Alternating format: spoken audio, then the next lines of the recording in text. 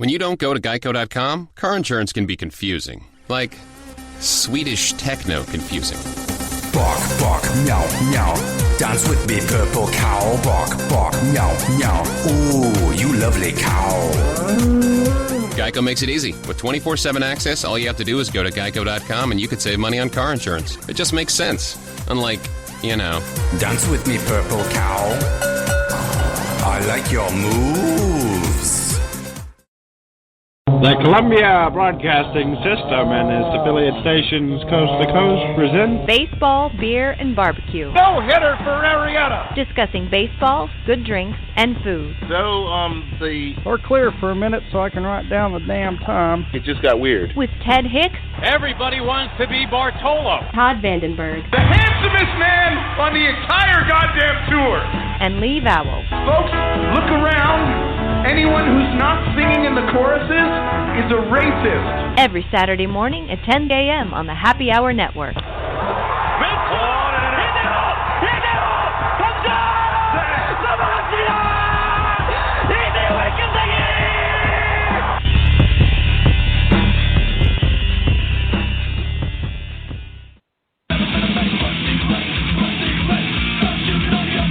I moved on her, actually. She was down in Palm Beach. I moved on her, and I failed. I'll admit it. Whoa. I did try and She was married. Huge news there. No, Nancy. No, this was... And I moved on her very heavily. In fact, I took her out furniture shopping. She wanted to get some furniture. I said, I'll show you where they have some nice furniture. I took her out furniture. I moved on her like a bitch. But I couldn't get there. And she was married.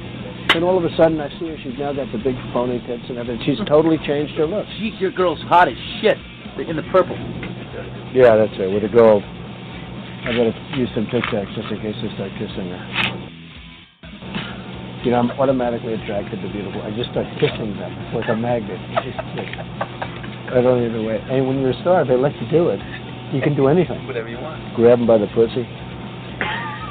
Do anything.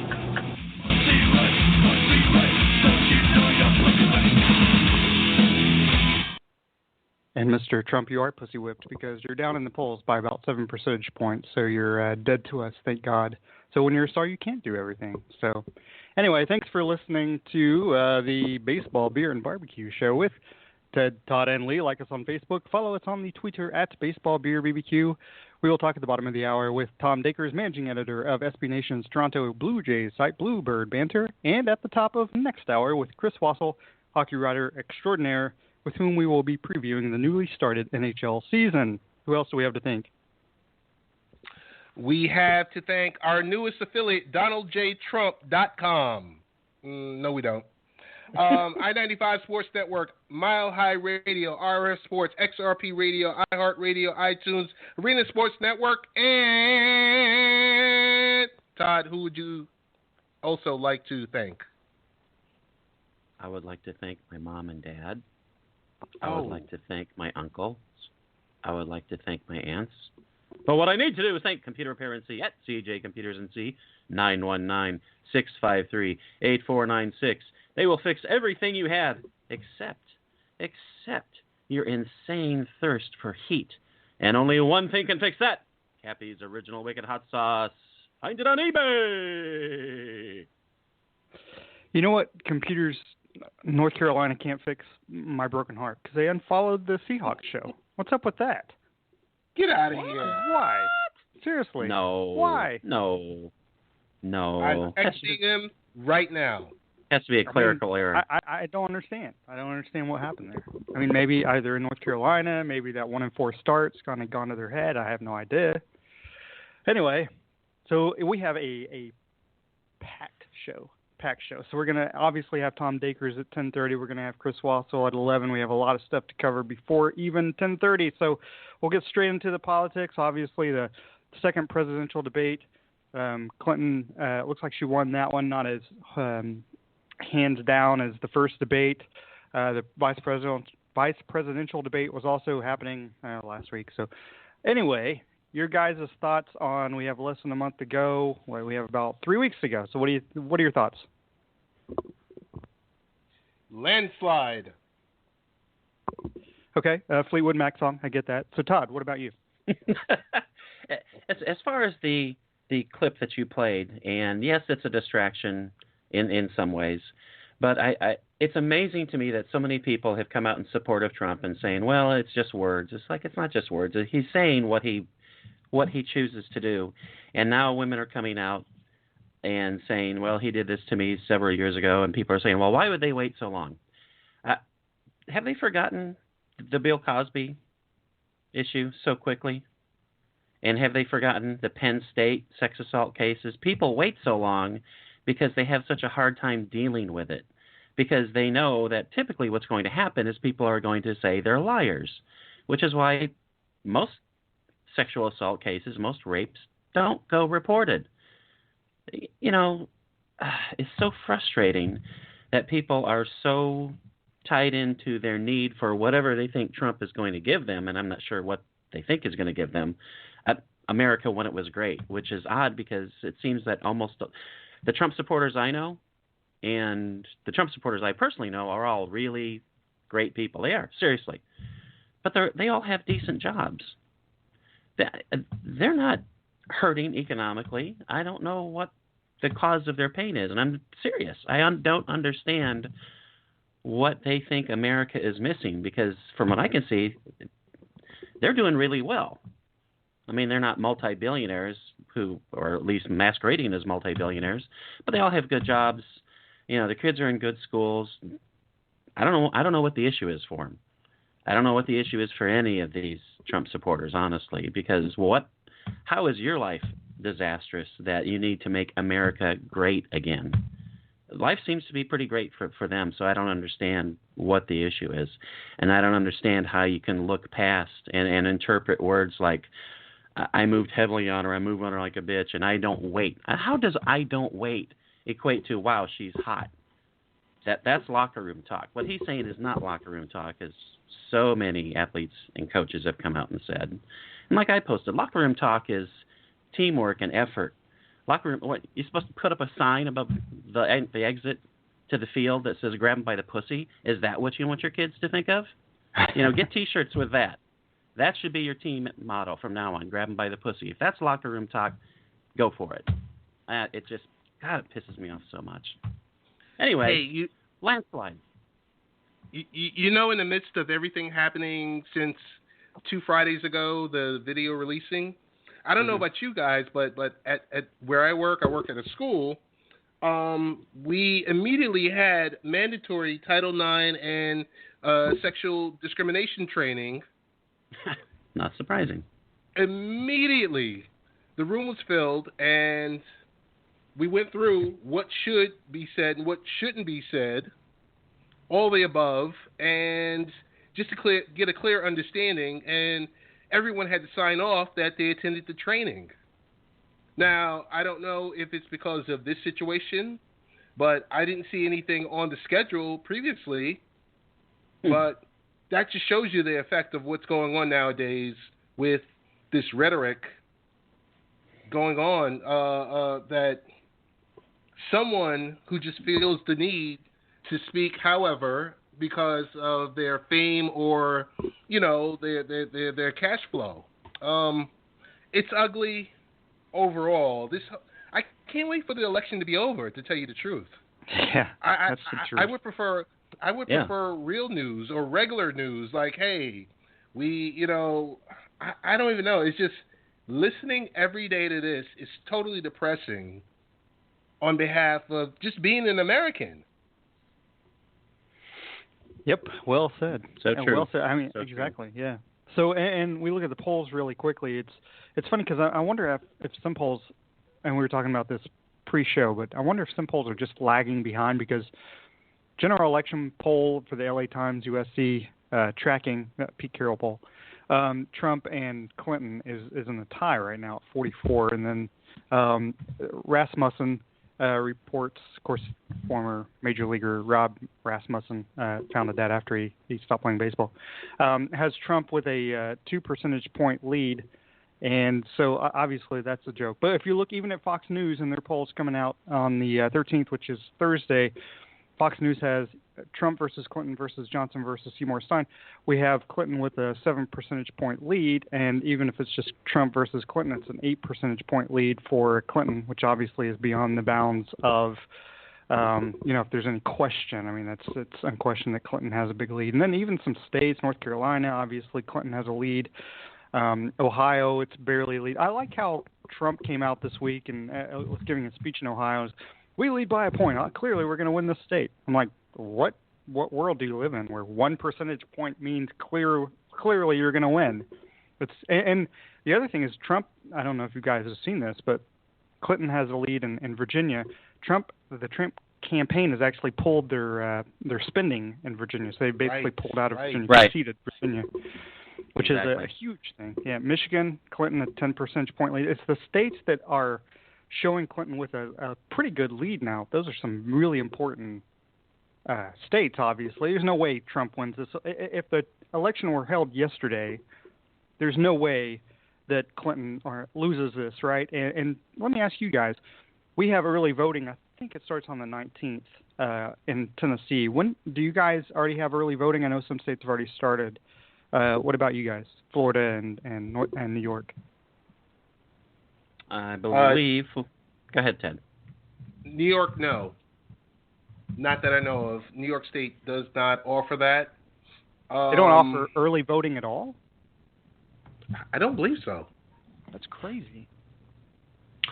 Yeah, early voting in Florida, because I had to look it up because I didn't know offhand, because I plan on actually going to the polls, but it starts on, depending on the county, between the 24th and 29th of October, which is hardly qualifies as early voting. I mean, it is, but it's like early voting should start now, early. But one thing that was interesting is they did extend the voter registration deadline in Florida to the 18th because of Hurricane Matthew, when someone had asked the governor, Rick Scott, who is a complete total bastard jerkwad, by the way, and that's not opinion, that's fact. They asked him if they were going to extend the voter registration deadline, and he said no. They've had plenty of time. It's like people. That's crazy. People were prepping for a week. Well, a judge said no. You're an asshole. We are extending it, so it was extended. So if you've not registered to vote in Florida yet, yes, you still do have time, despite what the scumbag, dickweed, bastard, dripping human dreck that is our governor said. So fuck him. There you go. Yeah. Exactly. Other than that, I like him a lot. And if you lean left, obviously hope lies with the polls. So let's move on to tennis. No, 1984 reference anymore. So anyway, Nick Curios. Early voting is only available in 37 states. That's crazy. It should be, especially in New York with so many of you people. It should be held fairly. People? Just Us joking. Northerners? Well, no, I mean, there's a large population in New York. It seems like they should have early voting. I wonder what the reason for not having it is. Because obviously. I think I caught you. Finally. You said. Hold on. Let me cut you off because I just cut my finger on a drone. Oh, go ahead. Oh, my goodness. Now, voter registration ended yesterday in New York, officially. And I type in early voting into Google or Ogle, and it said November 8th. That's it. We're New Yorkers. We're tough. I'm 40. That's awesome. Oh my God.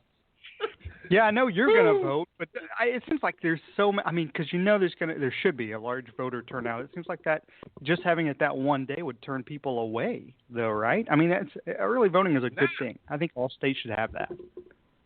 Yeah, that's the one thing in between 2008 and 2012. You could not go. I mean, and I'm going to get in trouble here.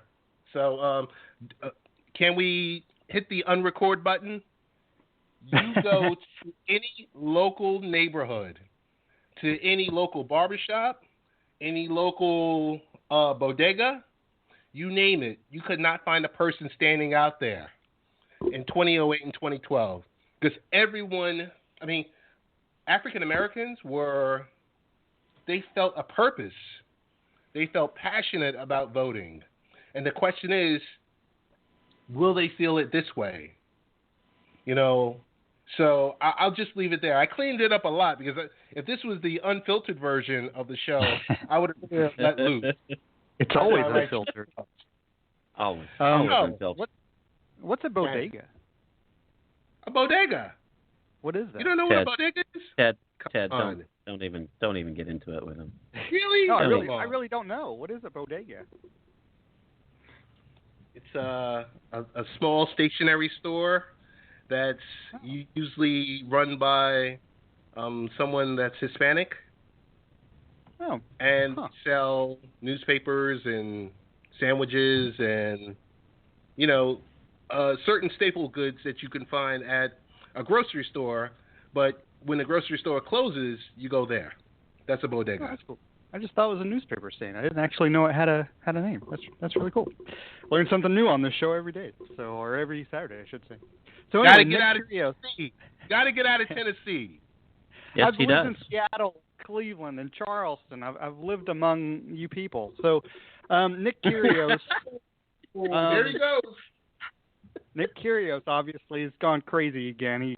He's been fined by the ATP for not showing any kind of willpower to actually want to win, and then mouthing off. This is a kid who has tons of talent, although I don't know if his talent really equates to him being the best in the world. He could probably be top 5, maybe, but even that's in question. So, Todd, I'll ask you, you're the other tennis fan among the three, the big tennis fans. Anyway, Nick Kyrgios, is he gonna learn his lesson too late, and his career's gonna be washed up by the time he realizes, you know what, I could have been somebody. I could have been a contender. Yes, he will. I want two things to happen. I want Yonex to drop him. Like, they should have dropped him within 15 minutes of that idiotic performance. And I hardly ever wish this, but I sincerely, I hope he snaps an Achilles. And when he comes back in 18 months, I hope he snaps the other one. This guy is a bastard jerk.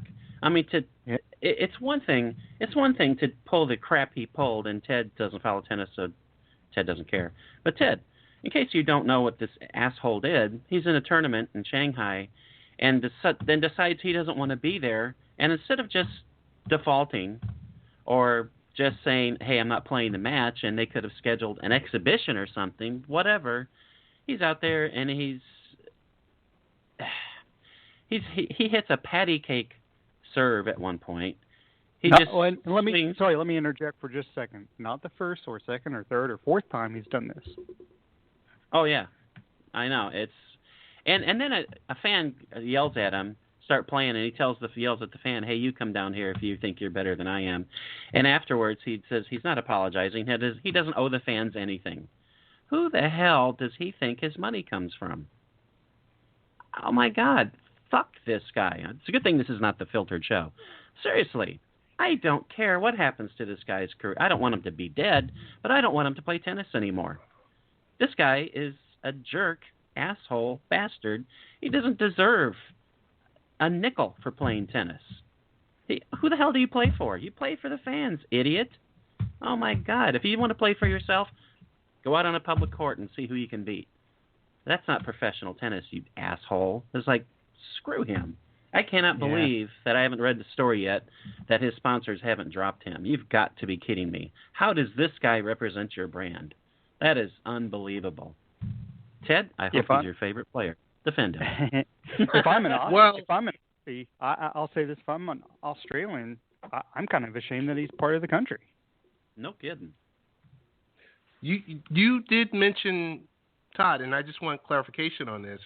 You said you hoped Jonas beats him. Is that Nick Jonas? Or is that Jonas Cespedes? The funny thing is, I mean, most people from Australia are not, one of like Ted's people. And it seems like, no, I'm just kidding. I think that's I'm not Australian. I'm American. I'm not sure what I'm an American. It's almost like he's Are Aborigine you sure, Ted? in a way. So. Are you sure you've seen? Ted, have you seen 13? I'm not sure if you're American. I didn't see it yet. I mean, so many people are talking about it. It's in the queue. But wait, no, that's Cinema Savants. Oh, hey, just for you guys, because I haven't yet to watch it, and I will. I promise. I'm sure it's of merit, and it's just I watch shows with my wife and haven't watched it. But we had a meeting. Yes, Luke Cage, actually. And we had a meeting at work yesterday, and we had trivia, and we had like 10 trivia questions held by our big boss in Nashville. And one of the questions was about Luke Cage. And it was like, oh, man. Awesome. The only one I got right was the one about Cristiano Ronaldo. But that's the truth. So, but anyway, let's make a quick picks. Wait a minute. There were trivia questions about both Luke Cage and Ronaldo? Yeah, he likes to break stuff up. It's not just like work-related stuff. It's like I think the question was like what Marvel character actually shut Netflix down for 4 hours or something like that, and it was like and Ronaldo. Yeah, exactly. Yes. Well, the other question was who won the 2016 Europe Cup. So I knew that one. Jessica Jones. And I said Portugal, and the guy sitting next to me said, "You just Googled that." And I was like, "Yeah, I wasn't aware that Cristiano Ronaldo was hurt and missed the whole, basically, last match, the final. I'm a soccer fan. I like it." Cappy. Wow. Go back to making some of your hot sauce. So, anyway, our NFL picks. So I'm going to go ahead and pick the Broncos because I already did, to be honest, over the Chargers. And, of course, the Chargers. Yeah, we do the pigskin pick 'em on ESPN. So we won't spend a lot of time on this because there's a couple of things we have to get to before we're joined by Tom Dakers at the bottom of the hour. So, 49ers and Bills. I've got the Bills. Todd? Bills. Ted? Kaepernick. Black power! Wait, Kaepernick's been traded to the Bills? That's awesome. So the Bills all through. So, Jaguars and Bears. Jaguars and Bears. I've got the Jaguars just because there's that Seattle connection. And Brian Hoyer. Come on. I'll take the Bears. The Bears. Ted? Oh, interesting. So, Bengals and Patriots, of course, I'm going with the Bengals because the Patriots. No, I've got the Patriots at home. You guys? No, yeah, Patriots at home. Marvin Lewis is my favorite coach of all time. But I will tell you that I'm going with the Patriots. Do you really like Marvin Lewis? Or is that just a joke? I mean, he's not a bad person or a bad coach. It's just, that'd be a... Marvin Lewis is on the level of Jeff Fisher. You have no idea how they are still working. That's a good point. And speaking of the Jeff Fisher's former team, the Tennessee Titans. Actually, it's funny you mentioned that because the next games involve the Titans and the Rams. But the Titans play the Browns at home. The Tennessee Titans play a college team. So I've got the Titans. And you guys? Yeah, I got the Titans. Playing their second college team in a row. Teen Titans. What do you mean? Okay, I got something real quick I want to say after this. The Rams and the Lions, I've got the Rams winning, even though 60%, according to ESPN, 60% of the nation who makes these picks are picking the Lions because maybe it's at home, but I'm picking the Rams. You guys? I'll pick the Lions, but I understand why people aren't picking the Rams because it's hard to believe in Marvin Lewis. Ted, I'm not sure who we're picking now, but Caldwell. This is the beginning of the end for Caldwell, so I'm going with the Rams. I'm not even sure how he's still there. So 97% of the nation has picked this next game in favor of the Steelers. Steelers against the Dolphins at home in Miami. I got the Steelers. Sorry, Todd. I think if the Dolphins don't take the field, they have a better chance of winning. Ted? Tannehill will not. What's the right word? He won't let us down. He won't let us down. So I'm going with the Steelers. I think still my favorite thing of Hurricane Matthew is I think Todd's post about the hurricane and showing Tannehill in the middle and said we kind of hope Hurricane Matthew is just like Tannehill and he misses everything. That was pretty funny. The Panthers and the Saints. Panthers are 1-4. Go figure. And the Saints 1-3. In New Orleans, I've got the Panthers winning because I still kind of believe in the Panthers. You guys? It's wow. I'll take the Saints. They're both terrible at this point. Shockingly, but yeah, I'll take the home team though. Ted, if you're there. I'm going. No, I just got a text message I'm reading right now. I'm going with Cam. He's gonna do it. He's got to do something, right? And Absolutely. might as well do it against the Saints defense. Yeah, I mean, yeah, at some point, yeah. Is he starting this week? I know he obviously missed last week. Okay. Yes. Wait, hey, can you stop for 1 second? How was he not able to play last week's game, and they showed him on a bike riding down in downtown Charlotte the same day that he was ruled out of I think it was playing a the game. concussion protocol, wasn't it? Oh, I think okay. that's why it was Got out. Got it. That's what it was. Got it. So the Giants and the Ravens, and it's in New York, and man, I don't know why I picked the Giants, but they're picked by most people. Your guys' thoughts? My thoughts are Donald Trump thinks the concussion protocol is a joke. I thought I'd put that in there. Giants. Sure. Ravens, Giants. Oh, come on. Without a doubt, the Ravens. No team is more physical than the Ravens, and they love to obliterate New York teams. And the Eagles and Redskins. Eagles led, of course, by Carson Daly at quarterback. I've got the Eagles. That's a joke. The Eagles are. I've got them picked. Todd. I'll go with the Eagles as well. You like that? Phenomenal. You like that? There's going to be one of those moments when he screams, "You don't remember when what's his name was screaming? You like that? You like that?" Really? I have no idea what we're talking about at this point. Oh, Ted's been at the bodega too long. Redskins, man. Redskins. Come on. I'll send you the link on it. The Raiders and Chiefs, I've got the Raiders winning. The Raiders. The Raiders. That's a big game. I mean, this is honestly a big game. Falcons 4-1, and the Seahawks. I keep forgetting the Falcons have actually lost because they lost that first game against the Seahawks in Seattle, 3-1. It's a great defense, and then the top-rated Falcons offense, who are scoring tons of points, even beat Denver. But after San Diego's win this on Thursday, maybe it's not that big of a deal. But I never picked for the Seahawks because if I had Seahawks versus Clinton Dragons would somehow win. So I've got the Falcons winning. Todd? I'll go with the home team. But if it was in Atlanta, I would actually pick Atlanta as well. Their defense is really good, too, so far. But I'm going with the Seahawks here. Go Hawks. Cowboys and Packers, which is actually a really good game. It's in Green Bay. But is Tony Romo starting this game? Do we know? No. No. You're funny.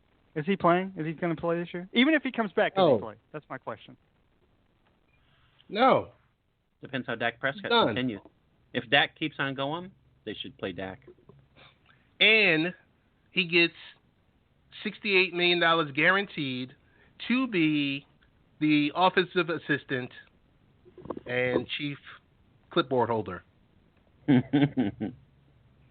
And, of course, that's Jason Garrett. So, I've got I actually picked the Cowboys, and I have no idea. I must have been drunk when I did this, but I'm not going to change it because it's there. So I have the Cowboys winning. And you guys, did we actually make the picks, or we just talked about Tony Romo? No, we didn't make the picks. We just talked Tony Romo. Yeah, I'm actually picking the Cowboys, too. Cowboys don't all look day. right. Packers don't look right this year. I hope they win, but... Yeah. Texans, Colts, obviously... no one cares. I agree. Let's move on. Jets and Cardinals. It's going to be painful. Yeah, I'm sorry. Ted, Cardinals. The Cardinals aren't like world beaters at this point. They're 2-3. It's in Arizona. I mean, they're not doing all that great themselves. Still going Cardinals. Sorry, it's Todd. Okay. The Cards. So, and I've got the Cardinals just because it's at home.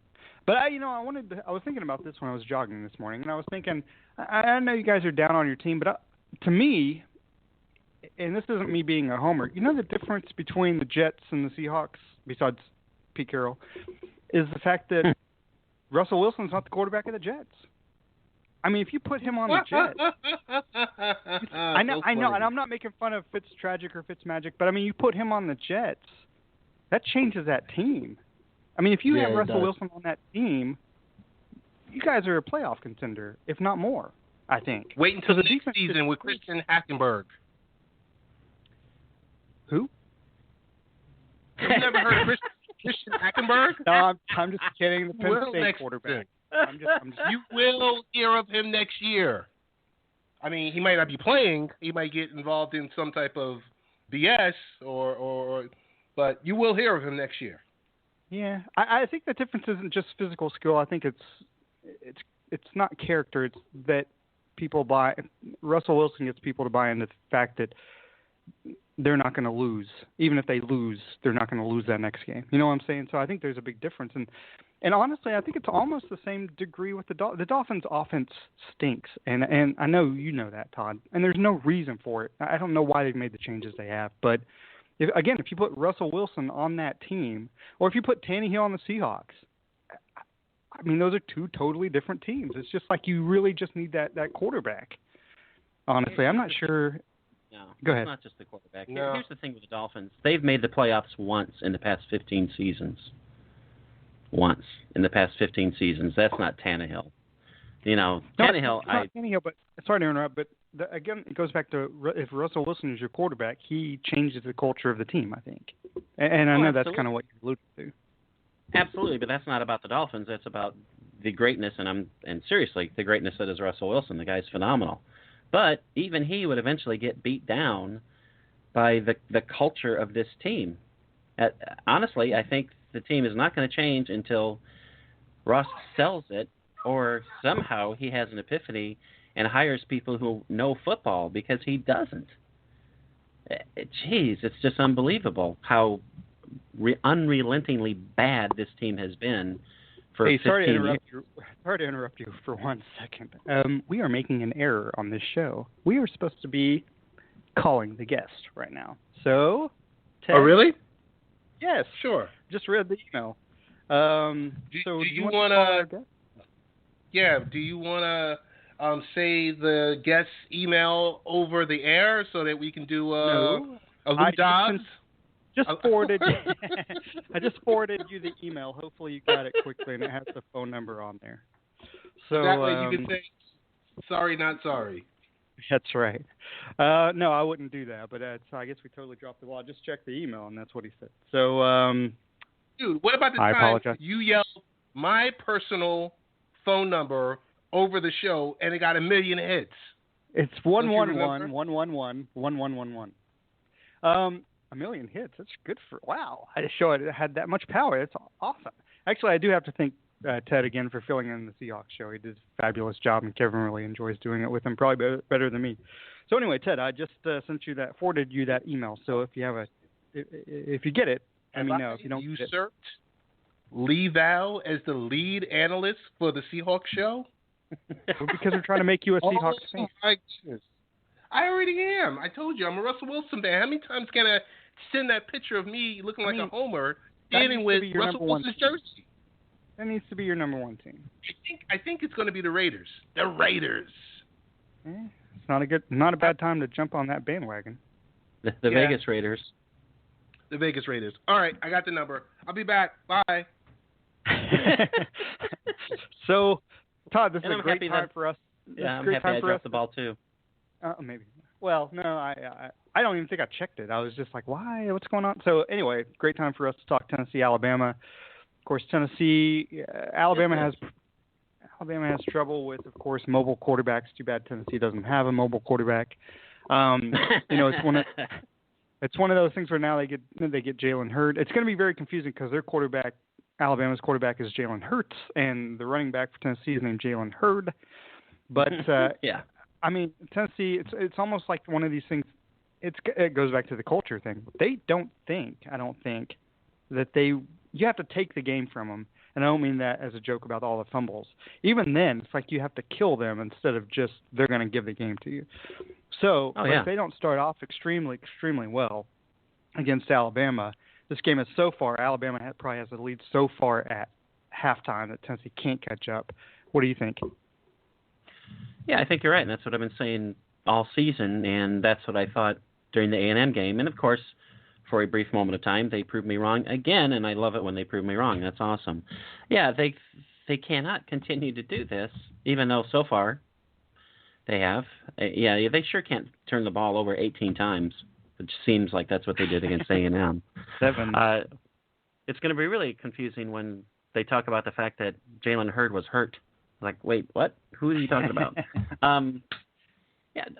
Dobbs isn't he leading the SEC in touchdowns that he's responsible for, as they said, 20 so far? I know I read that. I'm not sure if that's accurate, but and I think he's 4th in total yardage. He is really coming through, other than a few errors here and there, but everybody makes errors. Yeah, this is the game that you're right. They have to. They have to play the second half like Alabama. They have to play the first half. First half, right? 2 touchdowns down in the second half, like they do. Yeah, and I don't understand this is a team that had how they don't do that. Turnovers. At 6 turnovers going into overtime. Lots of players hurt. Already playing without 3 of their best players on defense. One of their best running backs, because after last week, there's no clear best running back on that team, obviously. Right. And there probably wasn't even. It probably was more obvious than that before that. So it's just one of those things where Ted's having problems with Tom. Tom keeps dropping off for some reason. So yeah, who knows what's going on there. So, but it's one of those things where if Tennessee goes out and plays extremely well, start the game. I mean, not just, hey, we got a touchdown in their first series like they did against Ohio. They need to play like, I mean, and I have no complaints. Usually we complain about the play calling, which, of course, really has nothing to do with an outcome of a game most of the time. It's about execution. And pregame and everything else. But they almost had 700 total yards against a really good Texas A&M defense.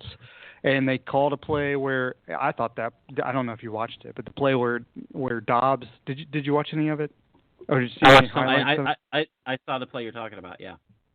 And I was really thinking, that even fooled me because Dobbs started wandering off. I was like, what the hell? That ball snap. Oh, my God. Oh. That was genius. Yeah, it was a really, really good play call. So, Ted, hopefully everything's going well at this point. Why don't you bring our guest in? Just hang on 1 second. It's great radio. A professional radio show sponsored, of course, by Cappy's Hot Sauce. Wait, hang on, guys. It's one of those days, and Blog Talk wasn't, being friendly. Yeah, I noticed that. Yeah. Okay, so we'd like to welcome to the show. Wait a minute, I'm reading the wrong thing. Hey, do me a favor, just bring. Yeah. Absolutely not a problem. We would like to welcome Tom Dakers, managing editor of Bluebird Banter, SB Nation's Blue Jays site. See, I'm butchering it too. I apologize, Tom. Tom, you've been on with us several times before, and we thank you for being on again. Thank you. No problem. Hey, so Tom, I'm sorry for butchering that and the Blog Talk being very finicky this morning. Other than your team, what has been the biggest surprise this postseason so far? Other than my team? For me, probably the use of bullpen pitchers this year. It seems like managers, for the most part, have figured out that they don't have to save their closer for the last inning. And that's kind of cool, except for Buck Showalter, thankfully. All the other managers seem to be running their bullpen in a different way than they have been in the past. It's not just the ninth inning for the closer anymore. Tell me this much. Did the sweep of the Rangers change your expectations for the Blue Jays? I don't think it changed them. I had hopes that we'd get at least this far. Anyway, it was nice. It felt really good after all the trouble with them this year. And, Oder making that error to win the series for us just was kind of poetic justice to me. So I really enjoyed that. So, going back to last night's game, the Blue Jays definitely had their chances, especially early innings they did, but couldn't capitalize. Was it just a matter of facing a great pitcher in Kluber, or was it something else like maybe the weird strike zone that seemed to be happening? Yeah, there's probably some of both. It seems like my Jays have more trouble with erratic umpires than most. I'm not that they see more erratic umpires than most teams, but they have a lot of players that have a very strong sense of the strike zone and have a hard time adjusting when the umpire is as erratic as he was last night. He was. We knew before the game that how in the world do you give that guy a playoff game behind the plate? I mean, baseball knows that he's terrible, so why not, playoffs, why not use your good umpires to call balls and strikes or get robots or something? I really don't understand it. Yeah, and for anybody sorry, go ahead. They know everything we know. They know he's no good. So why use him? Sorry. Yeah. Excellent point. I mean, for those who didn't watch, Livan Hernandez actually had 16 strikeouts in last night's game. So, is it a mistake that the Blue Jays keep Russell Martin hitting behind Jose Bautista at this point because he's 1 of 20 for the postseason? And should they possibly move Tulowitzki up in the order ahead of Martin? Yeah, they probably should switch them. It's hard when you're manager. I mean, you want to think that your players are going to come out of slumps. You don't want to make moves and kind of reinforce in the player's mind that he's slumping. But it's playoff time now, and it's clear that Martin isn't hitting well. I don't know if he's a little banged up at the end of the season or what it is, but Tulo's just raking and Martin isn't, so change them around. Just give it a shot. But then they swept the Rangers in 3 games with Martin hitting 5th, so it probably didn't seem like an important thing until yesterday when Martin came up 2 or 3 times with important moments and failed. So I'd love to see them switch. Hey, Tom, this is Todd. I wonder if you'd happen to see, you mentioned Zach Britton. I wonder if you'd seen that Major League Baseball is auctioning off a game-used postseason jersey. Yeah, we saw that.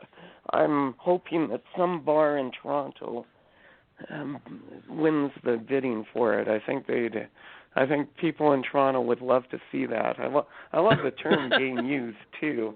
It's more kind of probably game cried on while he was sitting in the bullpen wondering why he wasn't coming into the game. Yeah, if I was a bar owner in downtown Toronto, I would buy that. I don't care how much it would cost. I think it'd be worth owning. I'd make a pilgrimage. As a fan, I'd make a pilgrimage to see it. Zach Britton himself tweeted hashtag false advertising, so that was his opinion of that. Back to your team. Who needs to step up for Toronto to beat the Tribe, and why? Well, Russell Martin could.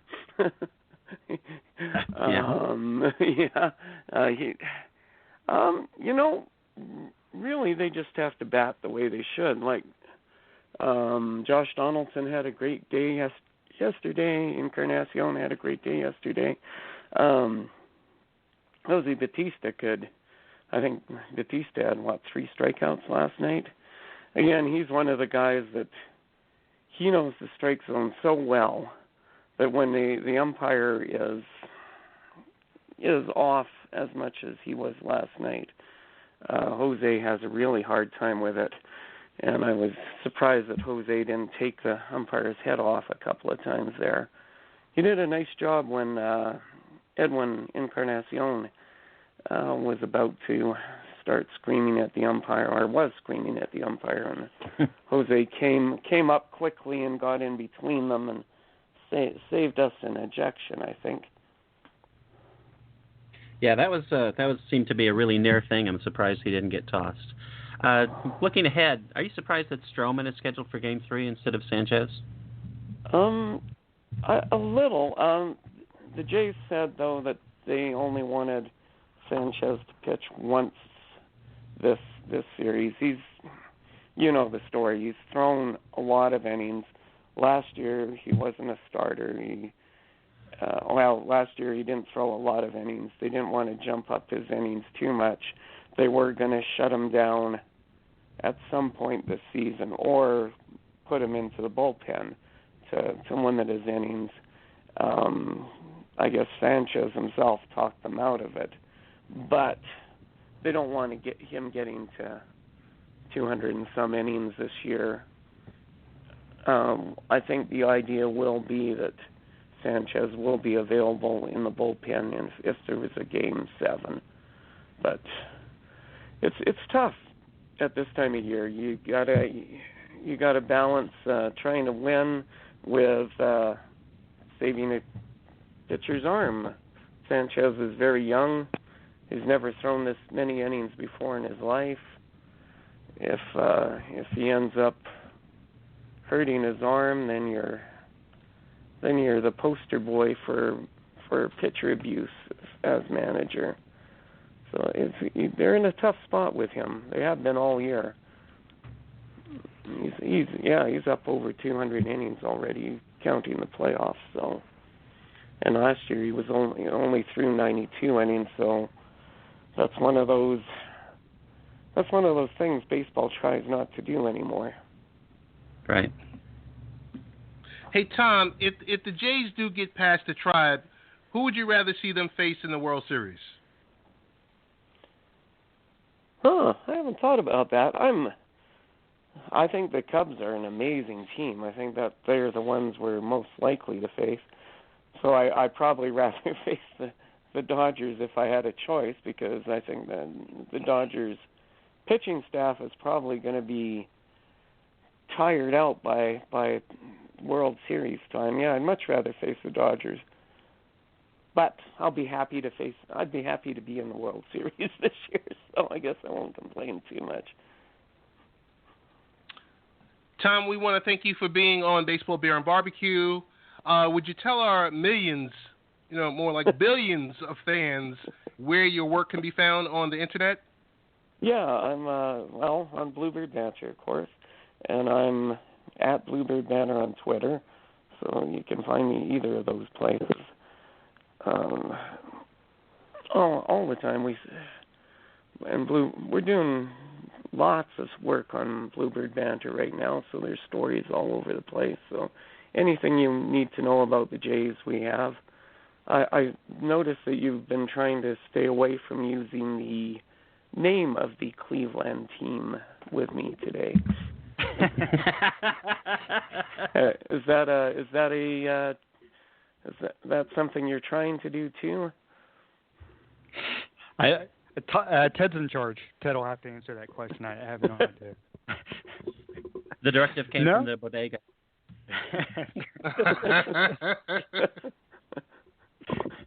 No. We don't really have an answer to that one. I mean, I used to live in Cleveland, and I don't particularly like the Indians name, but I didn't particularly like the Indians when I was up there. But I think the Spiders are a much more interesting name. But I don't know. Yeah, that one. Yeah, I didn't hear you. I didn't hear you say the name, and our radio voice has mentioned that he doesn't use their name. Oh, interesting. He hasn't done it for 10 years or something? Yeah. Yeah. Oh, yeah. He said that he received a letter from a native person saying that he felt that the name was disrespectful, and ever since then he's stopped using the term, which amazes me because, he's calling the game. The game is like 3 hours long, and if he can keep from using that name for 3 hours, he's pretty good. I really like that. Yeah. Yeah, not to slip up accidentally. Yeah, exactly. Yeah. Well, yeah, it wasn't intentional, but I think we all kind of feel the Indians as kind of a. I mean, I like the Spiders. I think they should go back to that. They never will, probably, but it's kind of cool. No, they don't. But Tom, I wish your team well, and again, we thank you for being on. And if they make the World Series, we'd love to have you on again if you can make it. Sure, anytime. All right. Thanks, Tom. Have a great day. You too. Bye. We should mention saying the Cleveland indigenous peoples would be rather cumbersome. So Aboriginals. Yeah. I just think the Spiders is a better name anyway. Spiders, cool. That'd be an awesome name. That'd be an awesome name. They should go back to that. But I mean, there's a lot of Native American names like Redskins. That's offensive, and Indians. And I was just gonna say there's a team name out there that's a little more offensive than the Cleveland Indians. Totally.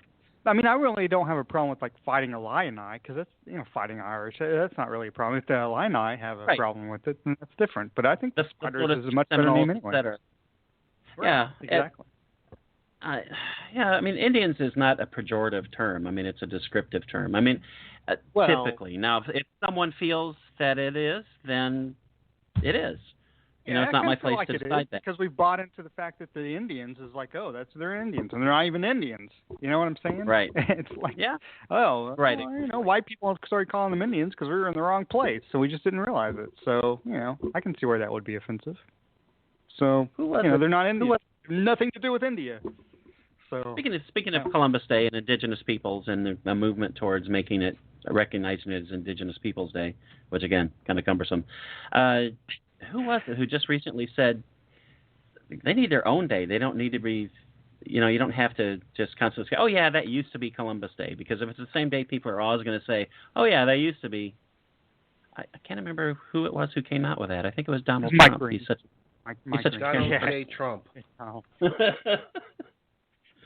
I think Donald J. Trump said that we should send them back from where they came. We should build a wall against that. We should.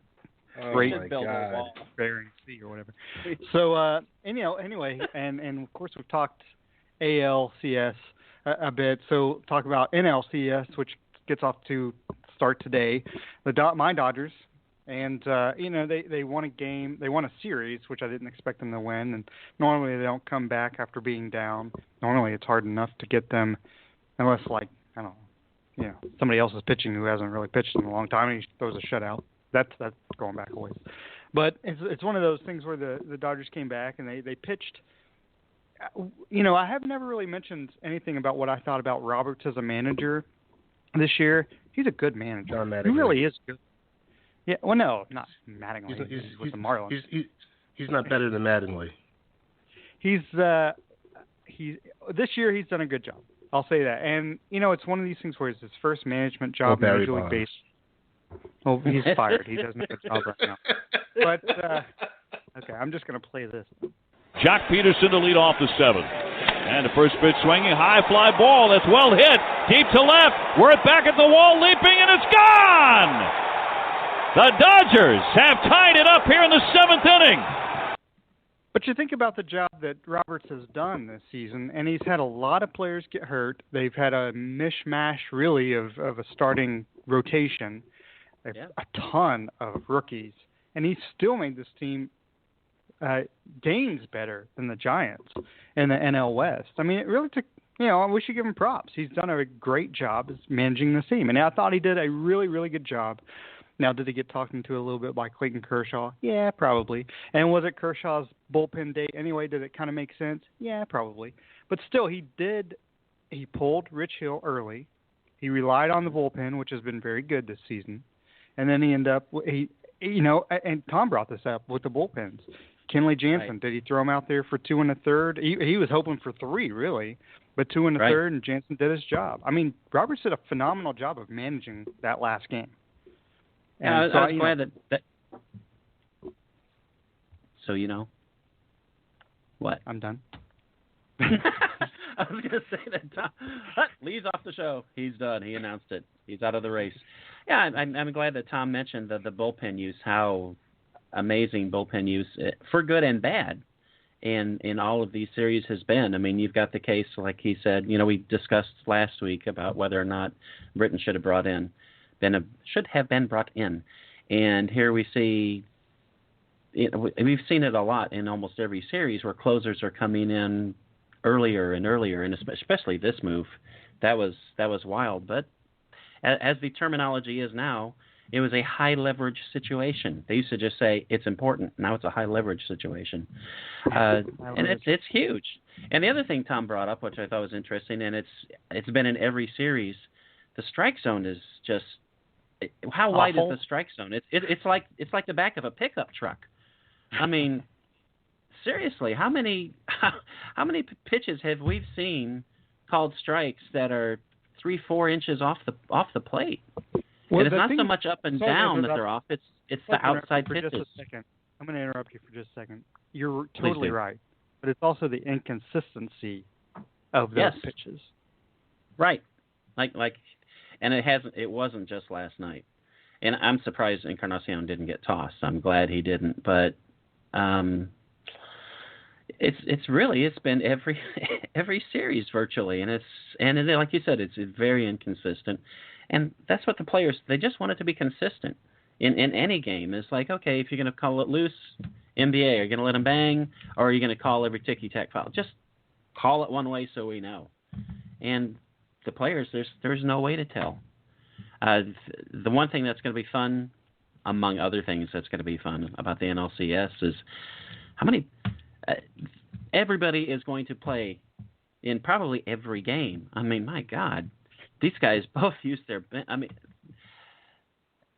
Joe Madden, and we know, just uses everybody more than anybody, except possibly for Mr. Roberts, which he should just go by Mr. Roberts. That's such a classy name. Because they had 26 guys on the DL, so a lot of it was forced. I get that. But he keeps everybody ready to play, and everybody understands that. And you saw that with the interview with after the game. With the supposed closer and then the temporary closer, you're talking about you got to be ready, you back each other up, et cetera, and you probably know this, Lee. Ted may not have caught it because Ted doesn't care about anything that's not New York based because that's how Ted is. He obviously loves Cincinnati, Marvin Lewis.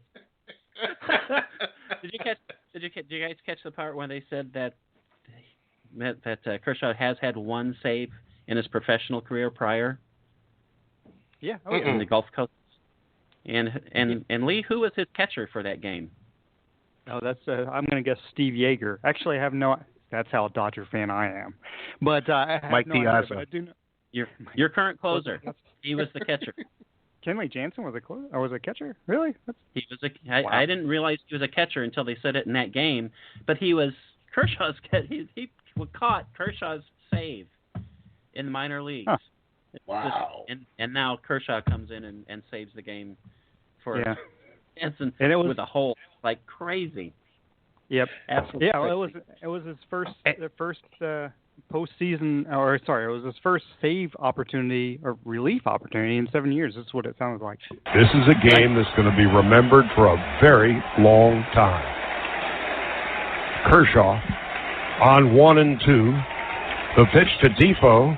Swung on and missed, strike three. Dropped by Ruiz, throws to first, and the Dodgers are going to Chicago as Clayton Kershaw, in his first relief appearance in 7 years, records the save. The Dodgers come from behind and beat the Nationals 4-3 to win the National League Division Series 3-2. And besides the fact the Dodgers won the game, I think one of my favorite moments about that is that Kershaw raises his hands in the air before the play is even over. He's just I know overcome by joy. Ted, Lee, you were going to say something, Lee, and I interrupted you. Yeah, yes, you did.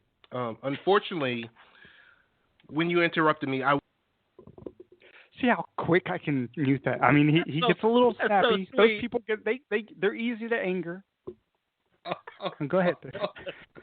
That son of a... Ted, go ahead. Okay, listen. Listen. Ted. Here's what I wanted to say. I wanted to know if you were was your heart filled with joy? Kind of similar to Diamondbacks Yankees 2001 when you saw Clayton Kershaw coming in that reliever role, kind of, was it reminiscent to Randy Johnson coming in?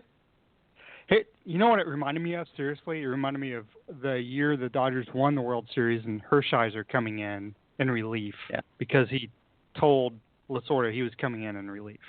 That's what it reminded me of. Of course, sorry, go ahead. It reminded me of 1995. You remember Seattle against New York? Where's this going? Mariners. You're on a Mariners, Yankees. Mariners, Yankees. and Randy Johnson coming in. Come on, that's what it's about. You like to see that. It's that moment where it kind of goes down, and you look at the legacy, and that'll be one of the highlights that they'll play throughout the guy's legacy. Even though he won't win anything, and you guys are going to get blown out by the Cubs. Probably. But, I mean, it's still memorable, and it's one of those things you want to see from your starting pitcher is the guy wants to come in. And he got Murphy on a pitch that Murphy normally kind of hits, but it was Clayton Kershaw. I mean, Clayton Kershaw, it just becomes a closer. I mean, that's ridiculous. And then he threw some nasty shit to that last batter who he struck out. I mean, that guy was like, no, this is not the opportunity I need to have in my life. So, but it was, if Clayton Kershaw needs to come in for 2 outs, I'm okay with it. But, and again, it didn't really affect his start. It didn't affect his start going into the Cubs. And do I expect the Dodgers to lose to the Cubs? Yeah, absolutely. I mean, it seems like the Cubs season. I hope if the Dodgers don't win the World Series, that the Cubs win the World Series because their fans have shown up every game for a century, literally. That sounds like a joke, but it's true. And, they've been behind the team, and that the fan base deserves to have a winner. Joe Madden deserves to have a World Series winner. Those players are young. I mean, they're an exciting team to watch. I mean, frickin' Jake Arrieta hits the home run off Bumgarner. Come on. I mean, you know what I'm saying? It's like, I don't believe in destiny because your destiny is either to win the World Series or be in last place. That's destiny for you. But, I mean, that's one of those things where it's like, that's fantastic that it was Arrieta because they had all that hubbub before, the home run derby, right?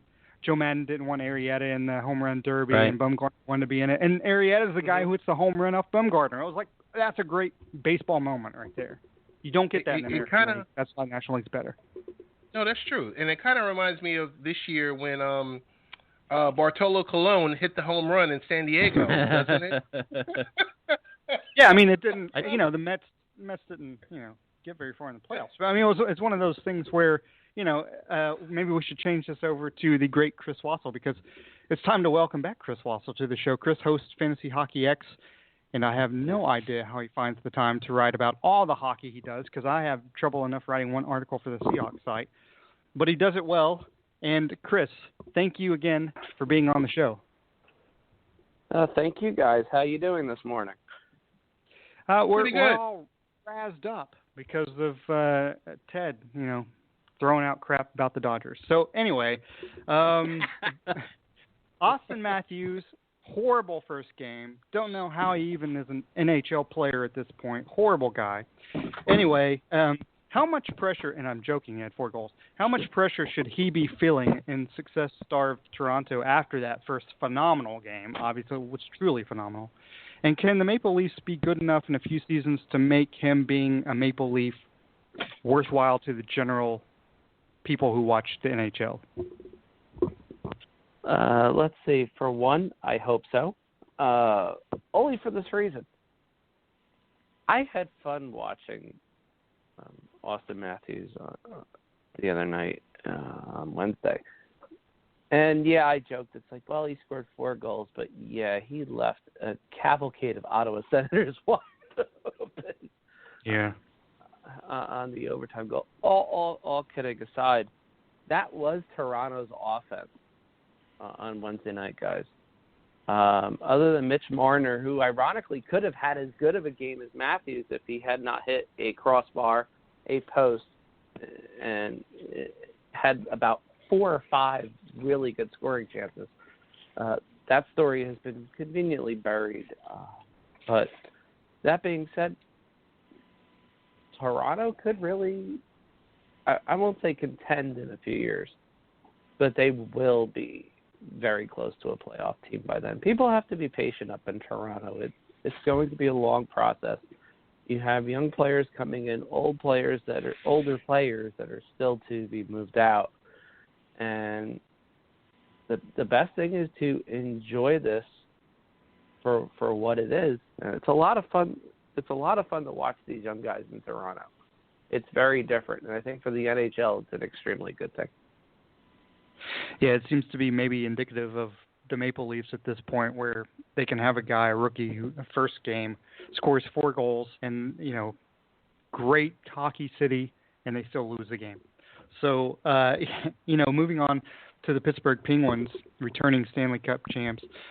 What do they need to do to repeat? It's funny. I was talking to Brian Metzer, who does a lot of excellent work for the Penguins, and he's on radio and does what feels like the amount of stuff that I do sometimes. But one of the things he said that they absolutely have to do to repeat is the most obvious thing in the world. They need to be healthy. I know it doesn't sound like much, but Pittsburgh was only 9th in man games lost to injury last season. And that sounds like, well, gee, they had a lot of injuries. And it is true. They did have quite a few. But if you consider the previous 6 years where they were in, yes, first place and by a wide margin, 9th sounds like a heck of a lot of progress. Right now, obviously, I wouldn't say who am I kidding? It's the number one issue in Pittsburgh, even though they won, and that's the health of Sidney Crosby. It's always going to be the number one issue in Pittsburgh because, you have guys like Scott Wilson playing on the first line because Sidney Crosby is not there. So, but they need obviously a healthy Sidney Crosby, and they need the team to stay healthy. Amusingly, this morning I saw that Chris Letang was on a quote-unquote maintenance day for the morning skate, and you want to see Pittsburgh fans panic almost in an instant. So that tells you all you need to know. Hey, Chris, great to have you back on with us again. What about the Tampa Bay Lightning? They may have been even better than Pittsburgh last year. Should they be considered the favorites in the Eastern? You know what? At this point in juncture, they probably have to. With all due respect to Pittsburgh, Pittsburgh went on this miraculous run for about the last 45 or 50 games in the regular season, and obviously the playoffs. Teams have seen what they've done, and I'm sure we'll find ways to adjust to this. Tampa Bay being one of them. And Tampa Bay was not healthy during the conference finals.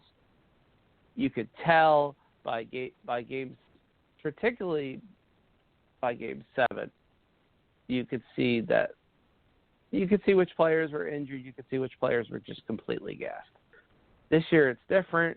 Yes, it's going to take Nikita Kucherov probably about a week or two to get into game shape, so to speak, although playing the Devils kind of always helps, at least early on in the season. So there's not too many worries there. The only subplot in all this is still going to be Ben Bishop, and it's going to be at least until a lot of the rumor mongers die down. Looked a little uneven, to say the least, against Detroit the other night. I watched the one goal that kind of bounced off his back and butt and in the net, and I kind of sat there like, it was just that kind of strange night. But Tampa Bay, from basically top to bottom, is definitely an Eastern Conference favorite. And it probably really hurt Lee a lot to write this, but the Chicago Blackhawks may be on a slow decline. Now, would you agree with that, and why or why not? Slow. From what I've seen in the first few games, So where's the mute button sorry for Chris? There's a mute button. Jeez. I'm sorry to even say this, and for Lee, I haven't seen a power play worse than the Devils' penalty. I haven't seen a worse penalty kill than the Devils' penalty kill from a few years ago that still had Bryce Salvador on it. It's that bad. I watched it last night, and I had to watch replays again because a few guys had mentioned this. Trying to think of Lazarus mentioned it last night, and quite a few others. Neil Parker, who's an excellent fantasy hockey analyst, mentioned this too. Does anybody on Chicago figure out that when the guy strolls around to the middle of the ice on the point, and there's two guys screening the goalie, that they might want to get somebody on those two guys, or at least one of them? 3 of the power play goals actually that Chicago has given up this year have been on that, just on that type of play alone. And I don't know what it is particularly, but things just look off. And you could say, yes, it's the beginning of the season, just started. When I see Jonathan Taves trying to fight the entire Nashville crowd, I do start to worry at least a little bit that something's off. And, yeah, we did say Patrick Kane was not coming close to 100 points this year. And you could kind of see why last night. There's a little bit of frustration boiling over with him and Panner. And it happens. They'll eventually figure some things out. But special teams is a big concern. And Corey Crawford can only do so much. It could be a problem going forward for the Blackhawks. Maybe Ted doesn't want to talk. I think it's Ted's question, but I'll go ahead. I think I had the mute button on because that's what you guys should do. Todd, can someone mute Lee, please? I'm doing my. I mute myself. I had to mute my anger from what Chris was just saying. He's actually absolutely right. I don't disagree at all with what he was saying. So, Ted. Yes. I was Todd. I'm not sure where Todd is right now. Is he still coughing? No, I'm done coughing. Oh, okay. I was doing my Ben Carson on MSNBC. Can someone please mute Lee's mic, please, so I can talk?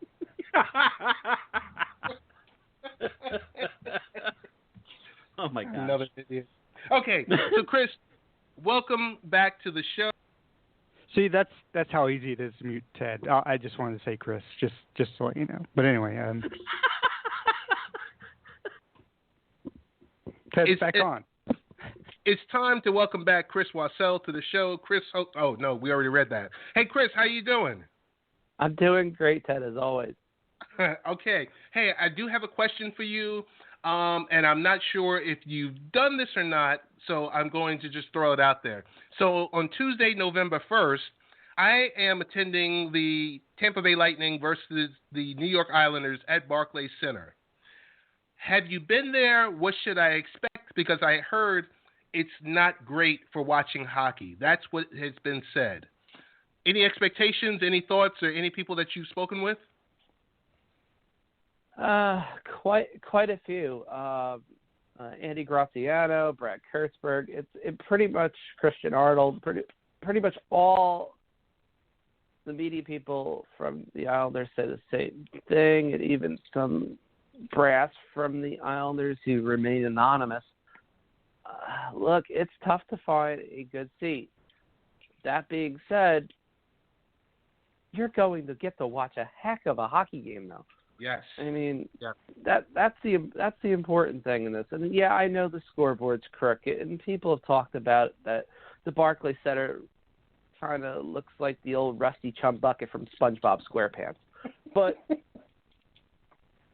again, the quality of hockey should be more than enough to offset any inconvenience. So I do know some sites like StubHub and Ticketmaster, or at least they were going to, Ted, were going to put whether the seat was obstructed or not.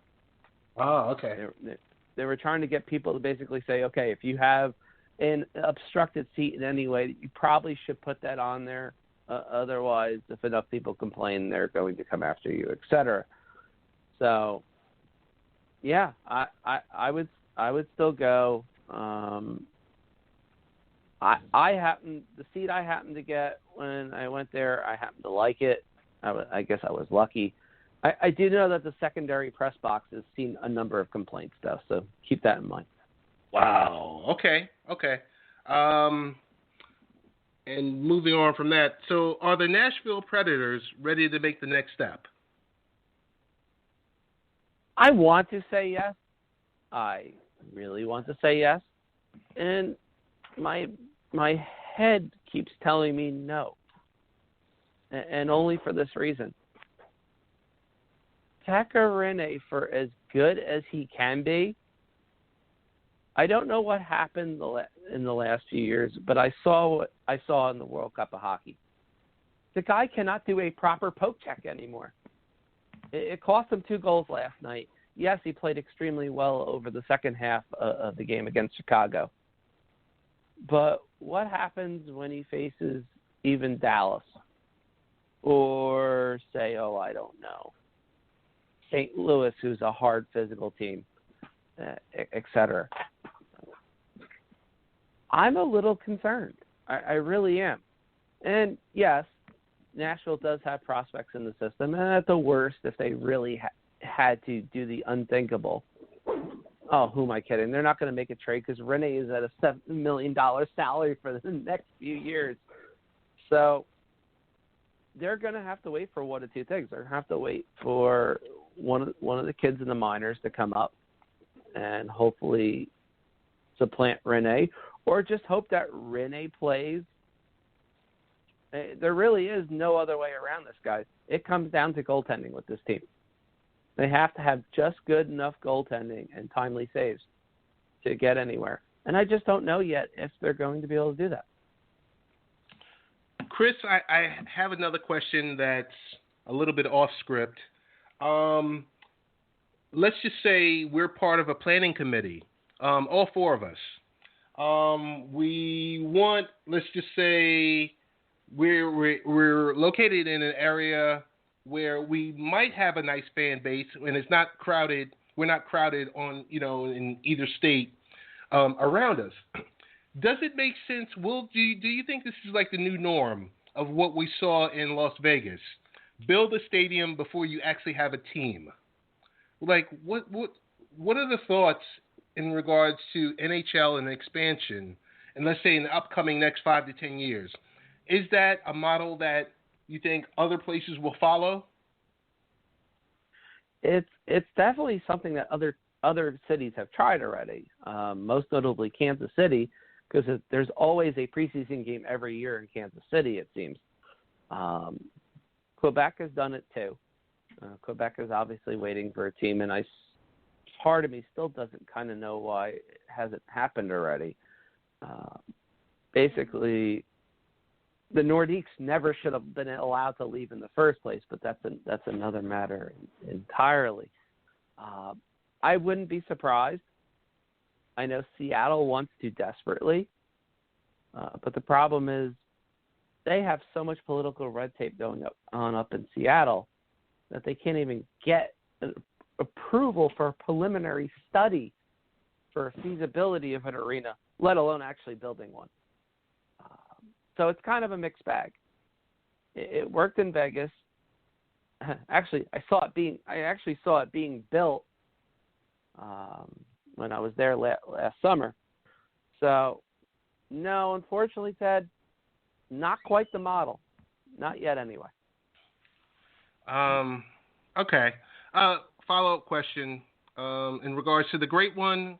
He recently returned to the Edmonton Oilers in a way. The Oilers are perennial underachievers. Can they finally start to get better this season? This one's tough.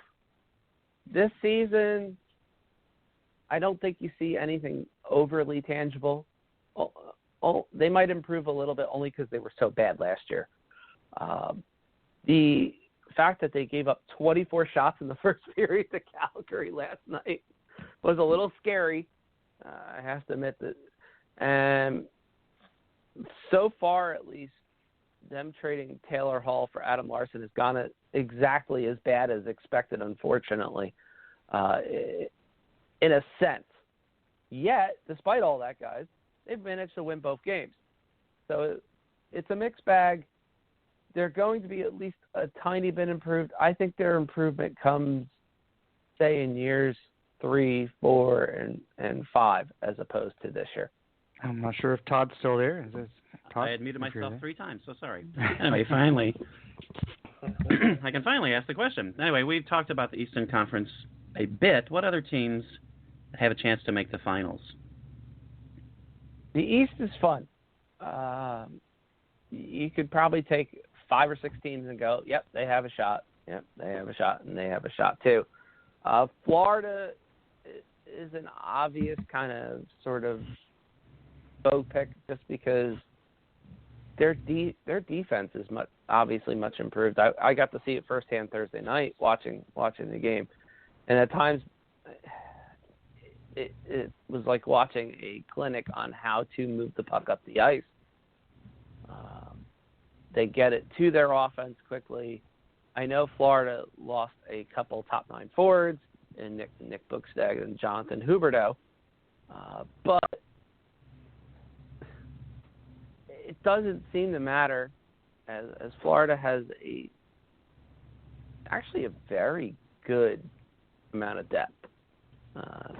It's underrated in that sense.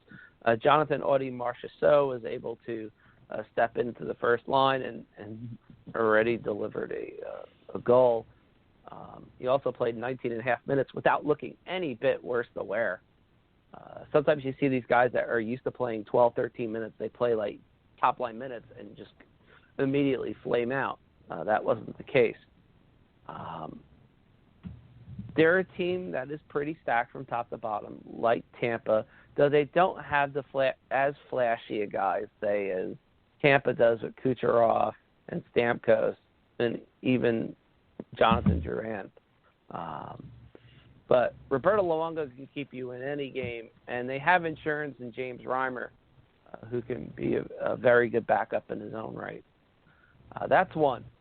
Obviously, you always have to mention Pittsburgh just because until you beat the champion, you can't be the man until you beat the man. But in this case, you can't be the team until you beat the team.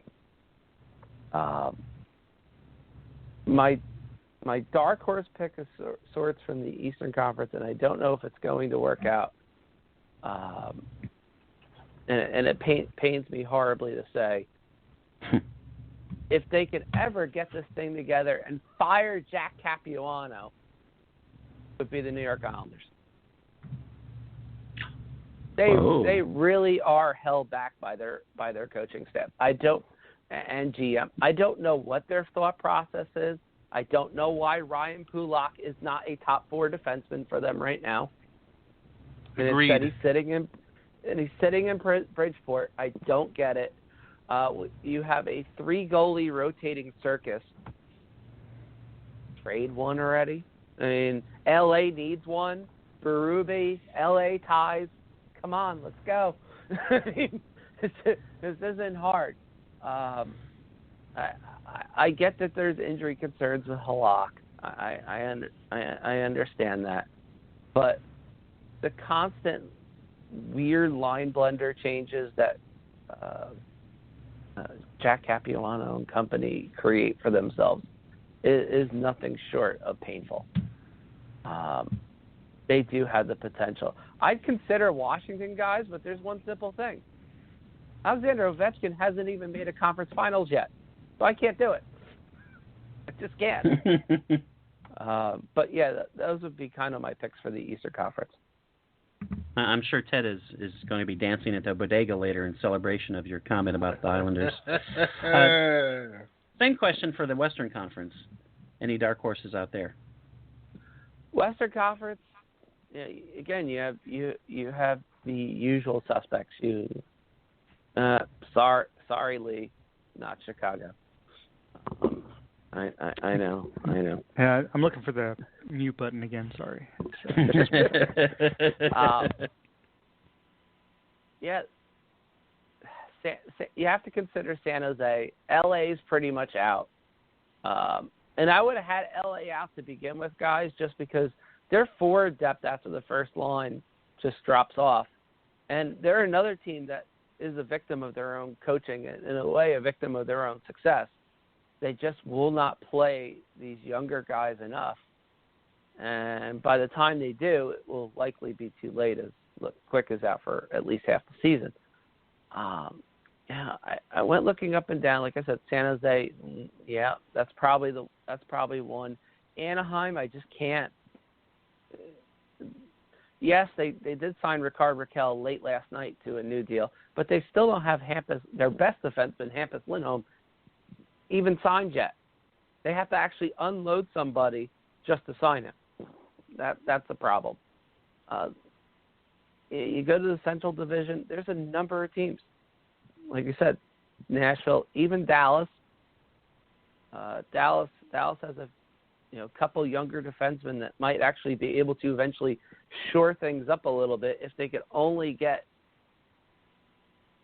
Dallas, if they could get just slightly below average goaltending even to make the conference finals. That's the sad part. In the West, you don't have to have outstanding goaltending. You really don't. It just has to be timely and good enough. But after that, there's not much. Some people consider Minnesota to be a real dark horse. They can't play on the road well enough. Winnipeg finally waived Andres Pavlich, but they still have problems with their defense because they can't find a suitor for Jacob Trouba. There really isn't much from the West that you could consider a dark horse.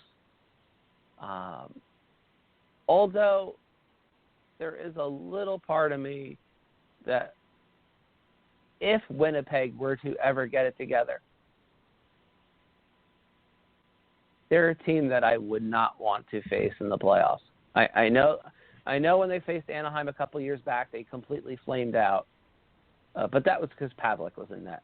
I think if they could just find a way to get in, they're a team kind of like LA that can hit you and then hurt you with offense. And based on their number one pick, Patrick Laine, fun to watch. That'll make Ted happy as much as he likes to say Jets, Jets. Got one last question. One last question for you before we move on. Unbeknownst to Lee, I've changed the name of the show to Baseball Beer BBQ and Breakfast Cereal. So, Cocoa Krispies or Cocoa Puffs? No, here's the real question, because now I'm sure I'm muted already. The real question is, we got two studs playing for Canadian teams, McDavid and Matthews. How significant is that? It's significant enough, but here's the counter to this. Austin Matthews is from Arizona. He's an American kid. That gets double brownie points for the NHL. You have an American kid playing it. Well, actually, technically, you want to get technical, you get triple brownie points because you have diversity. So you have an Arizona kid playing in Toronto, and his mother is Mexican.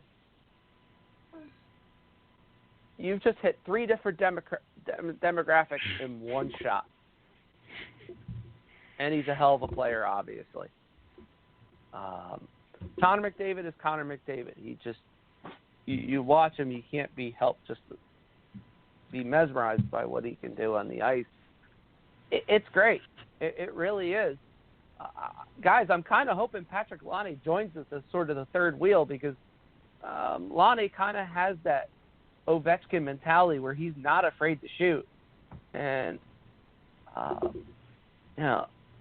Thursday night against Carolina, he put a shot in an area that I think only Ovechkin and maybe Ilya Kovalchuk can, and scored.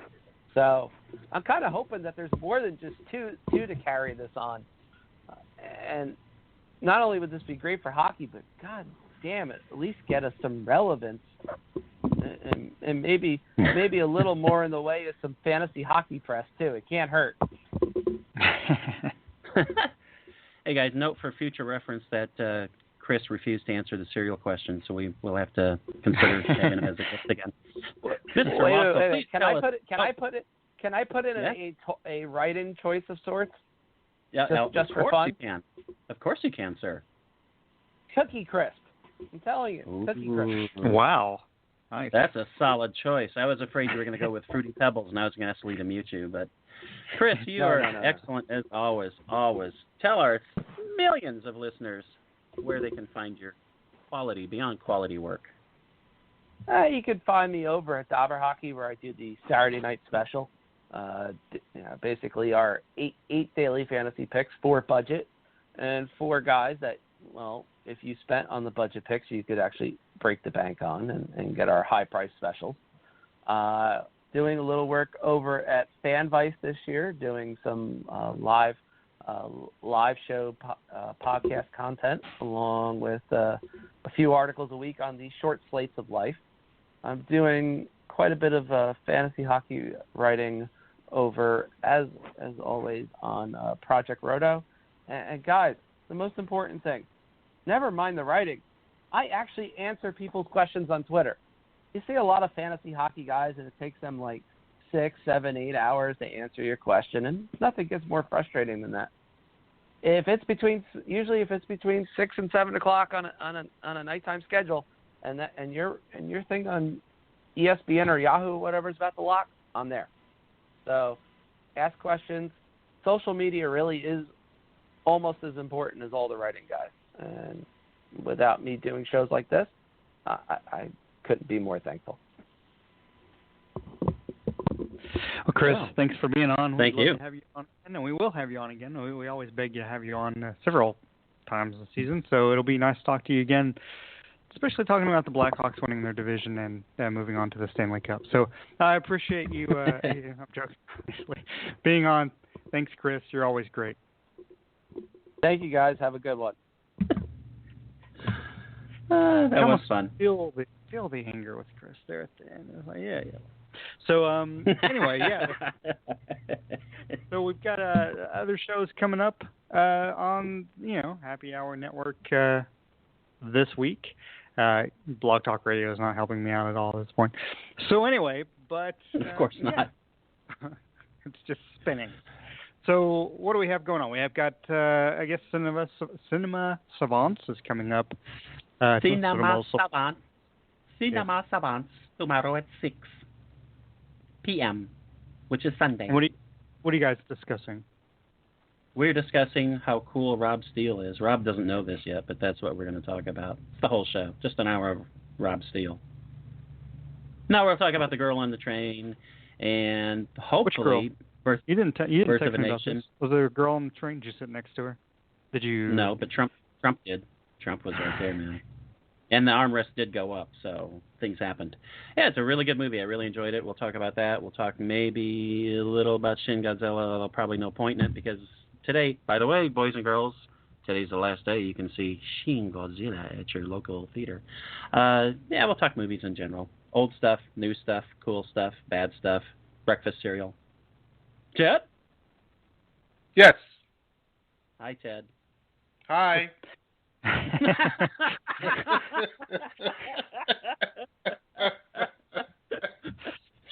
So I'll interrupt Ted. Yes. We just woke that guy up.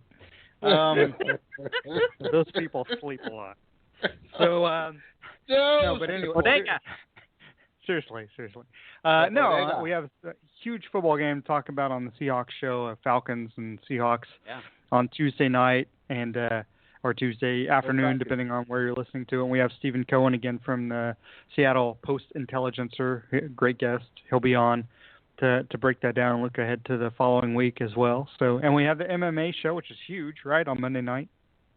Yes. Yeah, I heard. And is Danny's show back? Is Danny's show back on Thursday? Who knows? He keeps telling me he's coming back. He's excited. I was speaking with him last night about NBA Full Court Press returning. It was actually on last week and no one knew. So in theory, it's coming back. It's gonna be great. It's gonna be interesting. And of course, we have Late Night Parents on Wednesday. A lot of great guests. Miss Jackie Steed is going to be joining us to talk about Fear the Clowns. And why I say Fear the Clowns, you type that into your Google browser, and you'll find out all about the clown epidemic that's going across the nation and abroad. And we're going to talk about how to talk to our kids about it being Halloween time, and you're seeing all of this mischievous type of chicanery going on out there with the clowns. And we will also be talking with Mr. Matt Bogert. We're going to be talking about PTSD and the 22 Kill group. 22 Kill, what is that? What is that exactly? It's a group that, primarily veterans that come back, and it's like a support group for those that are suffering with PTSD. Donald Trump might say that the troops that come back and they're weak because they suffer from PTSD. That is not the case. So I took that upon myself to reach out to those folks at 22 Kill to speak with them about, the support groups and things that they're involved with and all the above. Yeah, Donald Trump says that about, it's different when Patton says it because he actually was there. Trump obviously is too much of a pussy to actually, to go over there. And I mean, for him to be judging, my feelings about how much money we spend on the military in this country, that's a totally different subject altogether. But I'm not degrading people who are in the military. I mean, he has no right to say anything at all. So, so I'm going to throw this out live on the show.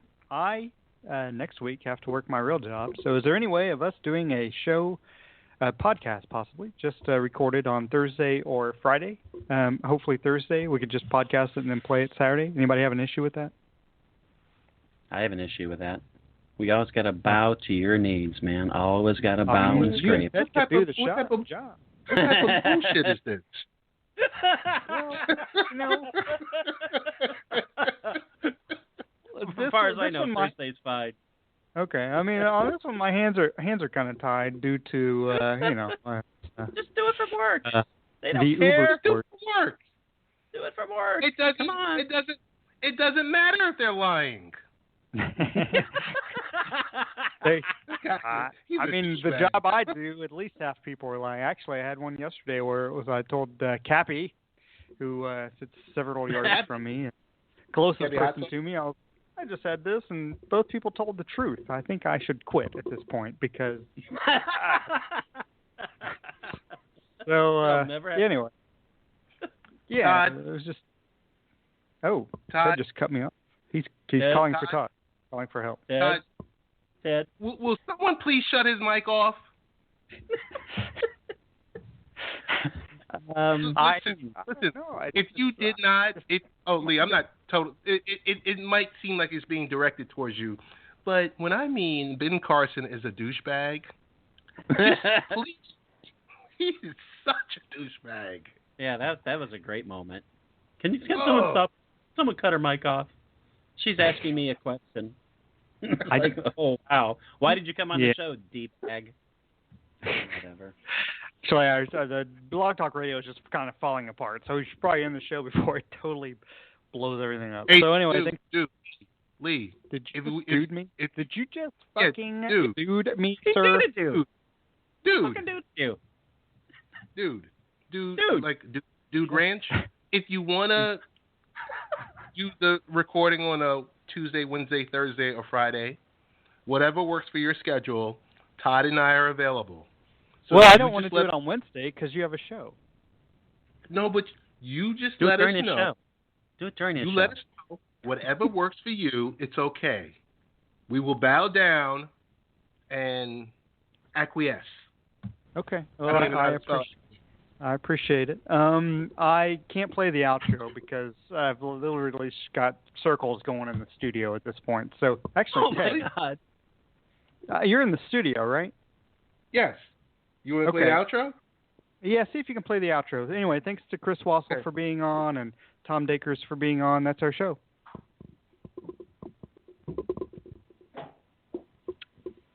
And it's not. Maybe. I'm assuming it's not doing it for you either. So. Might be our show. Wait, hold on. It's thinking about it. It does that from time to time. Dude. It's been thinking about Chris for 10 minutes now. Dude. Oh, okay. Dude. Literally can't end the show. It's just going to go on forever. That's great. So, the other question that I had wanted to ask Chris Wassel that I was shut down on, Todd, was about the overall, about the Hurricanes. I wanted to talk about it, and Lee, as usual, said, Todd, just ask your question and close them out. Is this the outtakes part? Is this the outtakes part of the show? Is this like the show after the show? Well, the Hurricanes did minimal damage in Central Florida, but as it moved further up, it was worse and worse. And Nicole actually hit Bermuda pretty hard. So that's the answer for your question on the Hurricanes. Got you. This is funny. I just got to interject. Literally, Blog Talk Radio will not let us in this show. That's okay. We literally cannot leave the air at this point. We're stuck. So here's a poll question. Has this show been a classic or a clunker? It's the longest regular season. Classic. I loved it. Totally, Lee, you were great, as usual, as the host. Or sometimes hostess. Depends on which skirt I'm wearing. Can we do the show from a bodega? We could. Hey, actually, I just got an error message. BlogTalkRadio.com page isn't working, and now I can't do anything in the studio at all. But obviously, it's working. This might go down in the Guinness Book of World Records. Might be the longest recorded Blog Talk Radio podcast. Because if we don't disconnect, because usually at the 2-hour mark, it go goodbye. But yep. Maybe that. Hey, let's do this. Let's just all hang up. I don't want to. I don't want to either. Show's going to go on forever then. Hey, Ted, how close is your nearest bodega? Switch over to your phone, because I think I've got one within 20 minutes. Oh, okay, cool. Lee will have to drive to another state. Yes. I don't think they do that up in Tennessee. This is amazing. This is really the resource radio. This is the same message I got at 9 o'clock, by the way, when I was going on the page, hopefully for a link. And it's the same thing you saw, I'm sure. Server error in application. The resource cannot be found. Description, HTTP 404. So, did you guys see the Trump interview last night with the lady that said, yes, he kissed me, but I didn't have a problem with it? No, I didn't see that. It was a lady that was on CNN or MSNBC last night. She said, yes, he inappropriately kissed me, but I don't have an issue with it. And I was just like, what in the world just happened? I've seen a lot of Facebook posts out there from females who saying, I don't have a problem with this. What I have a problem with is that, he's a good business guy and whatever. And I'm like, this is ridiculous too. I mean, it's like, yeah, I don't know. I don't have a response to that because it's like, I have a problem with you not having a problem with it. Right. I do have a problem with you not having a problem with it. Mm-hmm. Yeah, something's wrong with our culture when you don't have a problem with it. Right. So I don't know. It just comes down to it. Anyway, it's very hard to understand. Yeah. So I'm not sure what's going on. It's just Blog Talk Radio is not allowing the show to ever end. We might be on the air for 10 hours. So anyway, did you guys check your Twitter handle? Because I tweeted you guys. You like that? You like that? You guys don't remember that with Cousins? Okay, explain what you mean by Twitter. What is Twitter? Twitter. It's that product that, a lot of journalists and celebrities and all the above like to use, but they just can't get purchased by anyone, and their stocks keep dropping and dropping and dropping, and it's becoming more and more and more and more and more like Facebook every day, and you're starting to dislike it. That tool. Okay. Twitter. I've never heard of that, actually. Is that like LinkedIn? Kind of. Little less, LinkedIn is more like for the tightwads, like the empty suit. LinkedIn is huge. It's just huge. LinkedIn. Huge. Yes. I can't wait for SN.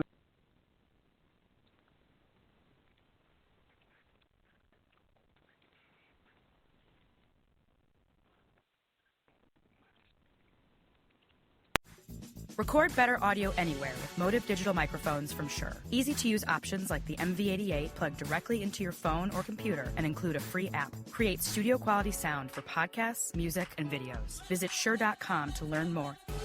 When you don't go to Geico.com, car insurance can be confusing. Like Swedish techno confusing. Bark, bark, meow, meow. Dance with me, purple cow. Bark, bark, meow, meow. Ooh, you lovely cow. Geico makes it easy. With 24/7 access, all you have to do is go to Geico.com and you could save money on car insurance. It just makes sense. Unlike, Dance with me, purple cow. I like your moves.